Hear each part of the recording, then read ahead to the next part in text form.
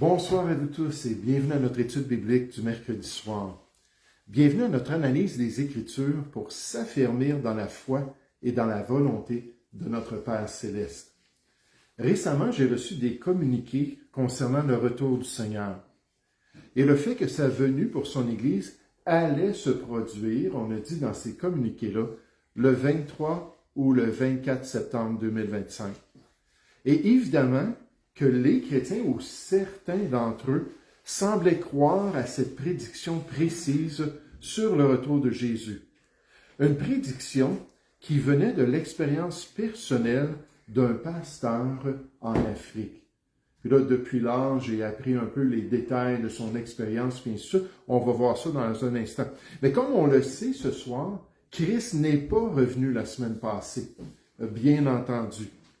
Et c'est pourquoi j'aimerais réitérer les vérités des Écritures concernant les expériences, les visions et les songes qui prétendent présenter une vérité venant de Dieu, et en particulier une date précise pour les événements à venir, tels que le retour de Jésus pour son Église.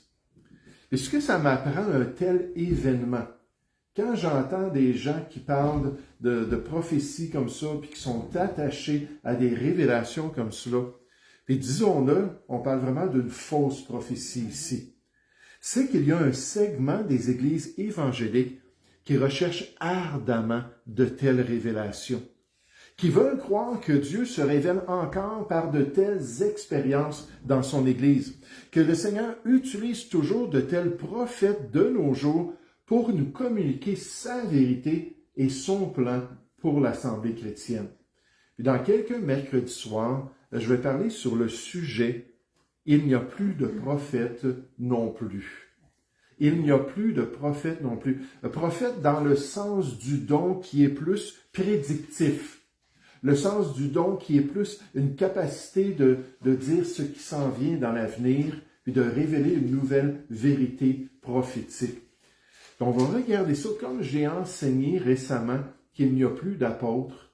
On va voir de même qu'il n'y a plus ce don de prophétie-là dans l'Église de Jésus-Christ. Mais il y a des gens qui veulent quelque chose de nouveau. Il y a des gens qui ne savent pas assez la Bible, qui veulent connaître de nouvelles choses. Puis quand il y a des chrétiens qui disent avoir ces capacités spirituelles-là, et là, ils sont tous étonnés de cela, puis nécessairement, ils sont tous, si on peut dire, ouverts à ces prédictions-là quant à l'avenir. Et vous savez, c'est tellement dommage, c'est tellement tragique que ça se produit aujourd'hui, que des croyants comme ça sont prompts à la séduction et à la tromperie spirituelle. Et peut-être ce soir, ça va paraître un petit peu dur ce que j'ai à dire, mais dans le fond, mon attitude, c'est pas de condamner qui que ce soit, c'est de nous ramener aux bases de la parole de Dieu et à comprendre le plan de Dieu pour son Église. Donc, dans notre étude, à la page 1, des expériences mensongères. Introduction. La récente prédiction virale concernant le retour de Christ à une date précise, comme le 23 ou le 24 septembre 2025, nous rappelle avec force les avertissements bibliques contre les fausses prophéties. Vous allez voir pourquoi je mets l'accent sur les fausses prophéties. Si l'enthousiasme suscité par le retour de Jésus est compréhensible, la Bible établit des critères clairs et incontournables pour discerner toute prétention à une révélation divine. La fausse prophétie en contexte, celle-là en particulier. Une prophétie devenue virale, notamment diffusée par le pasteur sud-africain Joshua Mlakela, affirmait que l'enlèvement ou la seconde venue de Jésus aurait lieu le 23 ou le 24 septembre 2025, coïncidant avec la fête juive de Rosh Hashanah, je ne suis pas certain comment le prononcer, ou la fête tout simplement des trompettes. Ça arrive souvent, que quand quelqu'un est en train de faire une prédiction, quand quelqu'un est en train de dire « Jésus s'en vient », puis ça va se produire à ce moment-là, ils vont lier cela à des fêtes juives. Peut-être ils vont lier ça à la numérologie biblique ou même des fois aux constellations. Là, les gens vont regarder les constellations, vont dire « Wow, c'est un signe, là, il y a quelque chose de grave qui va se produire. Jésus s'en vient durant cette période de temps-là. » Là, c'était la fête des trompettes en Israël. Mlakela prétendait avoir reçu cette date grâce à une révélation de Jésus. Jésus lui a dit clairement, « Voici, je m'en viens à cette date-là. » Ce type de prétention soulève immédiatement de sérieux doutes lorsqu'on l'examine à la lumière des enseignements fondamentaux de la Bible. C'est ce que j'aimerais qu'on puisse faire ce soir. Le critère biblique d'un vrai prophète selon Dieu et selon la révélation de Dieu. L'Ancien Testament établit un critère simple et définitif pour identifier un faux prophète.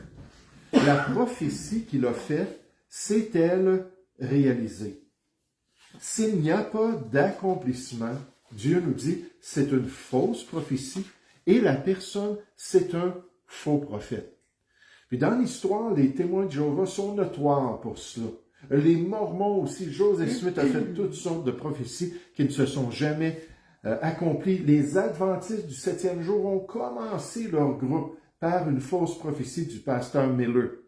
Les pentecôtistes, bien souvent, disent avoir, pas tous, mais certains, avoir ce don prophétique et ils font des prophéties de même. Puis comme c'est dommage de voir des vrais chrétiens qui sont liés à cette erreur-là avec des sectes qui ne connaissent même pas le Seigneur. Deutéronome 18, 22. Quand ce que dira le prophète n'aura pas lieu et n'arrivera pas, ce sera une parole que l'Éternel n'a point dite. Dieu n'est pas la source des fausses prophéties. Ça ne vient pas de Dieu. C'est par audace que le prophète leur a dit, n'aie pas peur de lui. Le prophète Jérémie ajoute, si un prophète prophétise la paix, c'est par l'accomplissement de ce qu'il prophétise qu'il sera reconnu comme véritablement envoyé par l'Éternel. Jérémie 28 au verset 9. Et durant son ministère, Jérémie a vu beaucoup de faux prophètes et beaucoup de fausses prophéties. Toute prophétie qui ne se réalise pas n'est pas de Dieu. Pour une prédiction concernant un événement futur, comme le retour de Christ, le non-respect de la date confirmée par la prophétie en question confirme qu'il s'agit d'un message présomptueux et faux, parce que ça ne s'est pas produit. Le docteur R.C. Sproul nous dit, si un prétendu prophète annonce quelque chose qui ne se réalise pas, alors il est un faux prophète. Ce critère est absolu. Est-ce que vous pensez qu'on peut voir ce pasteur africain de l'Afrique du Sud comme un faux prophète, d'après ce que Dieu dit? Oui. Oui, effectivement. Est-ce qu'on devrait écouter maintenant ce pasteur-là dans ce qu'il a à dire? Non, pas du tout. Pas du tout, parce qu'ils ont toujours une explication, ils ont toujours une justification, puis ils baissent toujours les standards de Dieu. On va voir ça la semaine prochaine dans cette question-là des prophètes qui n'existent plus dans l'Église de Jésus-Christ, que dans les milieux charismatiques, ils vont dire, oui, mais il y a peut-être 60% de ces prophéties qui s'accomplissent, ou il y a peut-être 30% de ces prophéties. C'est un vrai prophète. Dieu dit, si c'est pas 100%, c'est un faux prophète, qu'on ne l'écoute pas. Le point numéro 3, l'interdiction explicite de fixer des dates. Toute prétention à connaître la date précise du retour de Christ contredit directement l'enseignement clair et simple de Jésus lui-même, qui nous dit c'est faux de le faire, c'est mal de le faire, même on pourrait dire c'est hérétique de faire une prophétie quelconque avec une date précise. Matthieu 24 au verset 36 nous dit, pour ce qui est du jour et de l'heure, personne ne le sait, ni les anges dans les cieux, ni le Fils, nécessairement Jésus, est sur la terre. Il s'est dépouillé, d'après Philippiens 2 au verset 6, il a son kénos personnel. Donc là, il n'y avait plus toute la connaissance, il a mis ça de côté, puis il a dit, ni le Fils, mais le Père seul. Jésus dit, il faut comprendre ça. Il faut se limiter à ce critère-là. Qui voudrait nous lire Matthieu 24 au verset 42, rapidement? Matthieu 24 au verset 42. Encore dans le même discours du Seigneur Jésus. Chani. Veillez donc, puisque vous ne savez pas quel jour votre Seigneur viendra.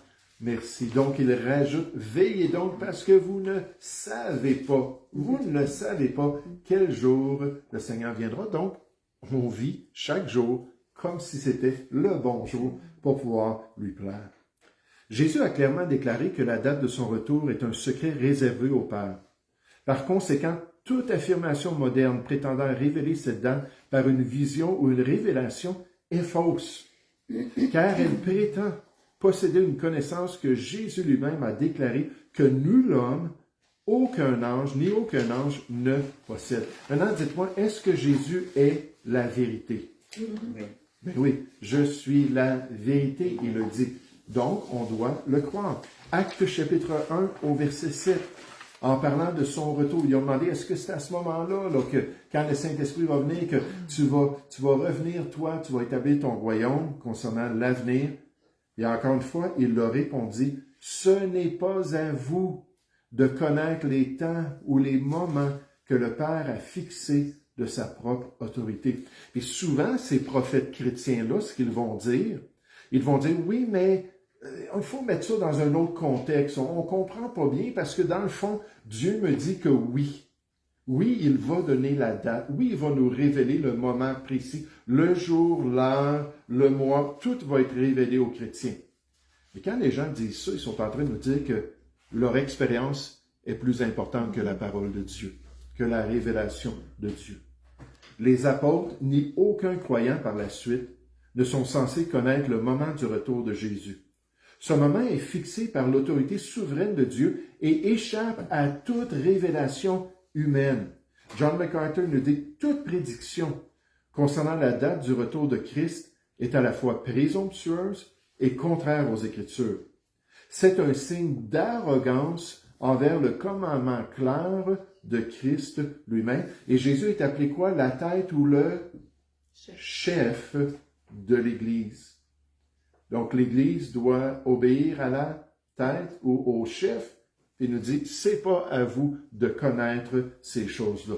Ne donnez pas de date à mon retour. Il ne le veut pas.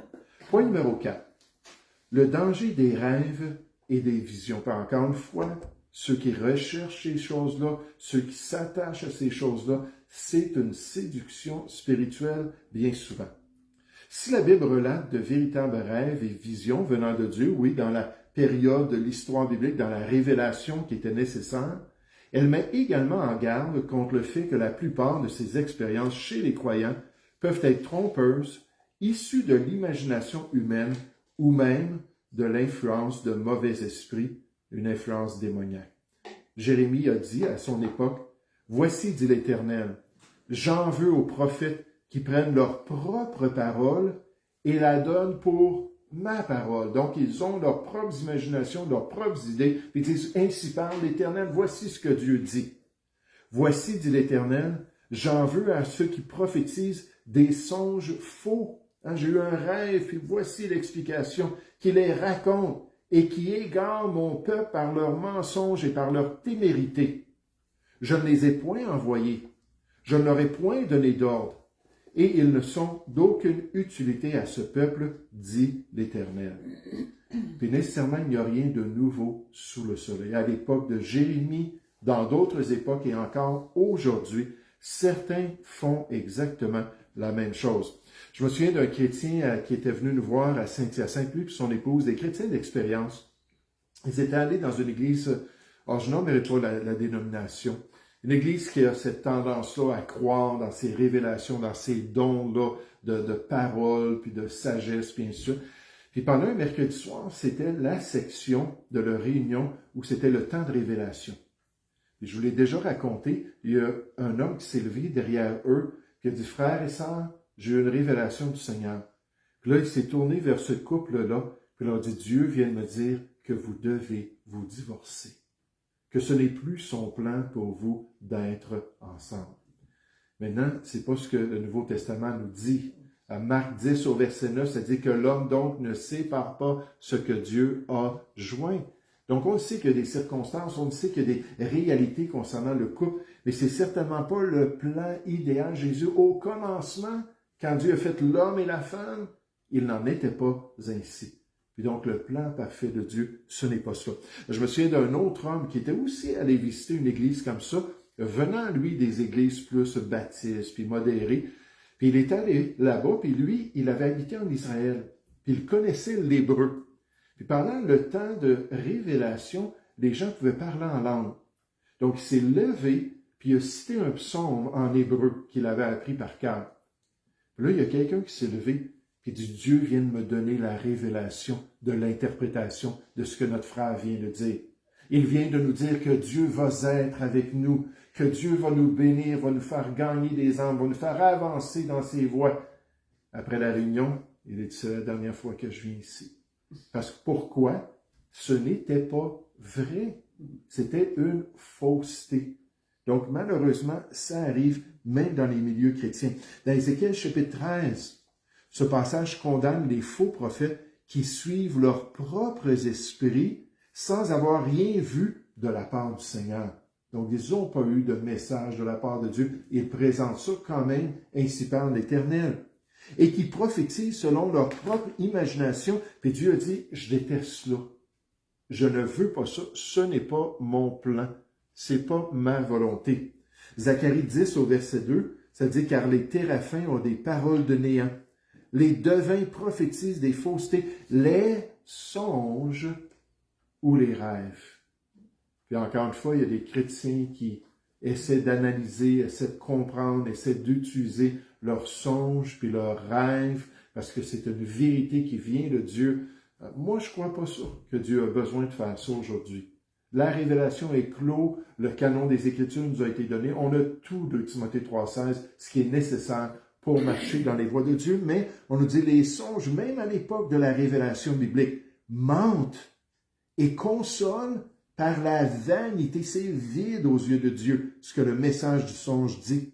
C'est pourquoi ils sont errants comme un troupeau, en parlant d'Israël. Ils sont malheureux parce qu'ils n'y ont point de pasteur, ou de vrais prophètes, ou de vrais ouvriers qui les guident dans la volonté de Dieu. 1 Timothée chapitre 4, versets 1 et 2.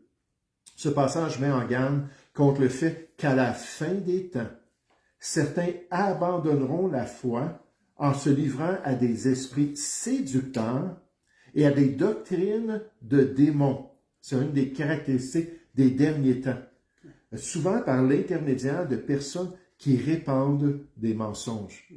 En ce qui concerne la fixation de date, les affirmations basées sur une vision personnelle sont souvent subjectives et résultent du fait de ne pas confronter son expérience personnelle à la parole infaillible de Dieu.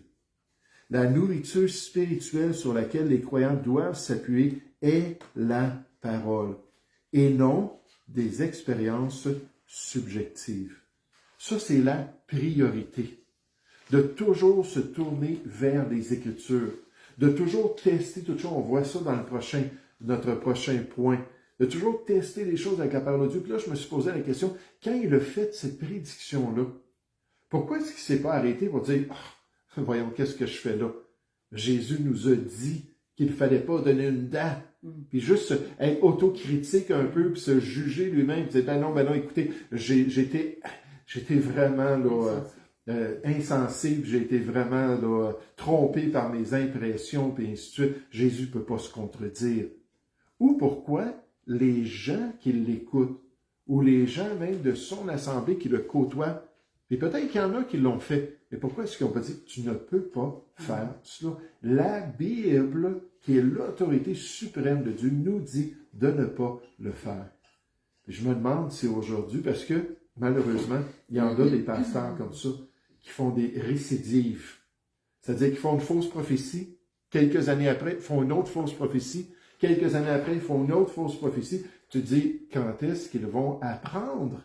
Parce qu'à chaque fois, ça déshonore Dieu. Puis à chaque fois, ça les met dans cette catégorie-là d'un faux prophète aux yeux de Dieu, puis aux yeux aussi de son Église. L'autorité suprême, la parole de Dieu.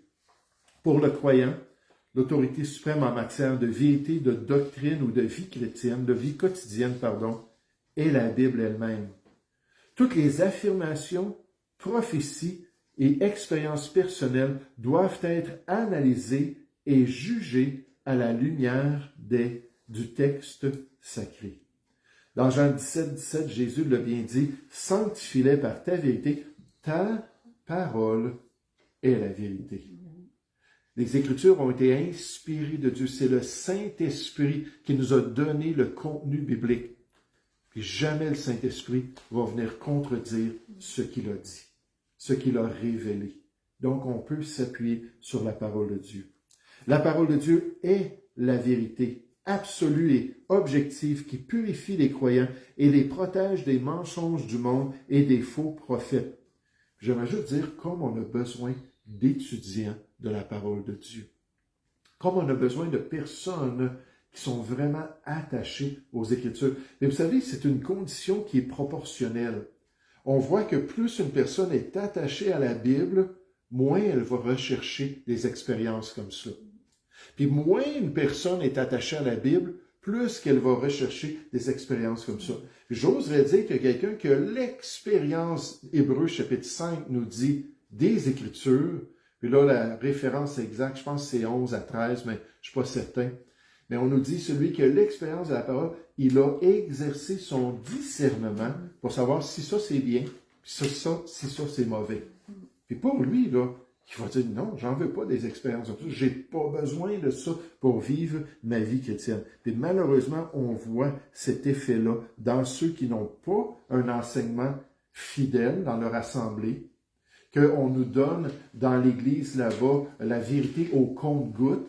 On va chanter peut-être 2 heures pendant la réunion, mais on va avoir un petit message de 15 minutes, ça va être peut-être même juste des illustrations. Puis il n'y a pas un enseignement concret, puis on n'encourage pas les gens à lire la Bible, on n'encourage pas les gens à plonger les regards dans la loi parfaite, puis nécessairement à méditer les Écritures. Donc, ça fait des gens beaucoup plus susceptibles.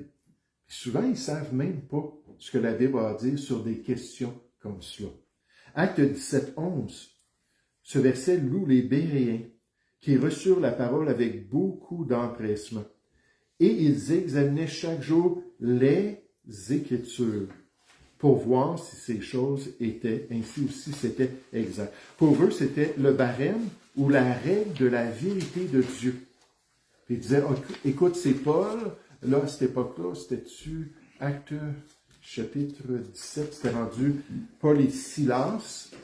Puis là, il disait pas, mais vous êtes des apôtres, hein, vous êtes les gens les plus considérés dans l'Église chrétienne, on va vous écouter. Non, on va regarder ce que les Écritures ont à dire. Chaque croyant est appelé à imiter les Béréens, à examiner tout par la parole. En passant à 1 Thessaloniciens 5, versets 21 et 22, ça nous dit « examiner toutes choses ». Toutes choses. Retenez ce qui est bien. Abstenez-vous de toute espèce de mal. Mais comment est-ce qu'on peut examiner ou tester toutes choses? Nécessairement, c'est par la parole de Dieu, par la révélation du Seigneur. Les expériences subjectives, aussi intenses soient-elles, puis il y en a qui m'ont raconté des choses très intenses qu'ils ont vécues. C'était quasiment palpable, comme s'ils étaient rendus dans les cieux eux-mêmes. Puis là, ils se basent là-dessus pour dire, ben Dieu parle encore comme ça aujourd'hui. Et là, je ne parle pas que Dieu ne nous dirige pas, on ne parle pas du fait que Dieu ne nous parle pas par sa parole, qu'il n'envoie pas des chrétiens pour des fois nous donner un petit coup de main avec nos décisions, les circonstances qu'il envoie, peut-être même des châtiments. Seigneur, oui, Dieu nous enseigne, puis Dieu nous parle, mais pas en nous donnant une nouvelle révélation de ce qu'il veut pour son Église, en nous révélant la vérité de Dieu. Le docteur A.W. Tozer nous dit « La parole de Dieu est le seul critère de vérité. Toute expérience, toute vision et toute prophétie doivent être soumises à l'examen des Écritures, tester toutes choses. Si elles ne sont pas conformes à la Bible, elles doivent être immédiatement rejetées. » Ça aurait dû être ça qui était viral, ça aurait dû être ça le consensus. Écoutez, ce pauvre pasteur-là, il s'est trompé, il n'a pas le droit de faire ça, on n'écoute pas ça, on ne change pas notre quotidien à cause de ce qu'il a révélé. Non, on va continuer à croire que Jésus peut revenir le 20 septembre 2025, qu'il peut revenir le 21 septembre 2025, 22, 23, 24, 25, jusqu'au 1er octobre. Puis là, c'est le 1er octobre qui va arriver. Non. Mais c'est aujourd'hui, le 1er octobre, qu'on doit veiller à son retour puis s'attacher à lui. Conclusion. Vivre dans la vigilance, non dans la spéculation.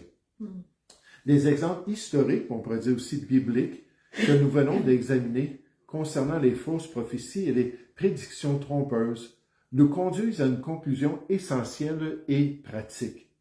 La vie chrétienne ne se définit pas par le calcul des dates, mais par la vigilance spirituelle. La vérité fondamentale demeure. Personne ne connaît le jour ni l'heure du retour de Christ, et ça ne changera pas. Oui, on peut voir les circonstances, on peut voir des éléments se placer, les pions prophétiques qui sont en train d'être vraiment là, permis par le Seigneur, tout ça. Mais on ne peut pas dire le Seigneur s'en vient cette année ou il s'en vient l'an prochain. Mais on va l'attendre aujourd'hui, en cas qu'il arrive. Jésus a établi ce principe comme une limite infranchissable. Toute prophétie qui prétend la transgresser est par définition fausse. Dès qu'une prétendue vision mentionne une date précise, elle doit être rejetée. Non parce que nous doutons de la puissance de Dieu, mais parce que nous faisons confiance à sa parole, que lui-même nous a dit que ce n'est pas à nous de le savoir. Le danger des fausses prophéties est qu'elles détournent les croyants de l'essentiel. Au lieu de se concentrer sur l'obéissance fidèle, la proclamation de l'Évangile et la croissance spirituelle, comme c'était le cas dans Acte 1, 8, n'est-ce pas, quand ils ont dit à Jésus, est-ce en ce moment, là Jésus dit, c'est pas à vous de le savoir, mais vous recevrez le Saint-Esprit de Dieu. Puis là, vous allez pouvoir me servir avec la puissance d'en haut. Elle les entraîne dans des périodes de préparation frénétique, suivies de l'inévitable déception.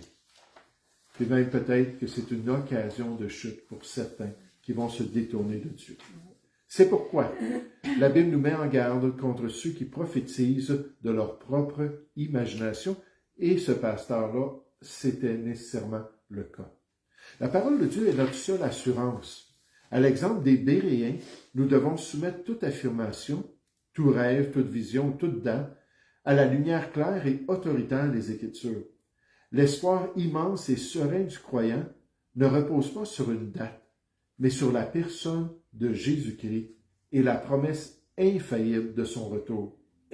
Rejetons donc la tentation de spéculer et acceptons le commandement de vivre dans la vigilance, de veiller à chaque jour.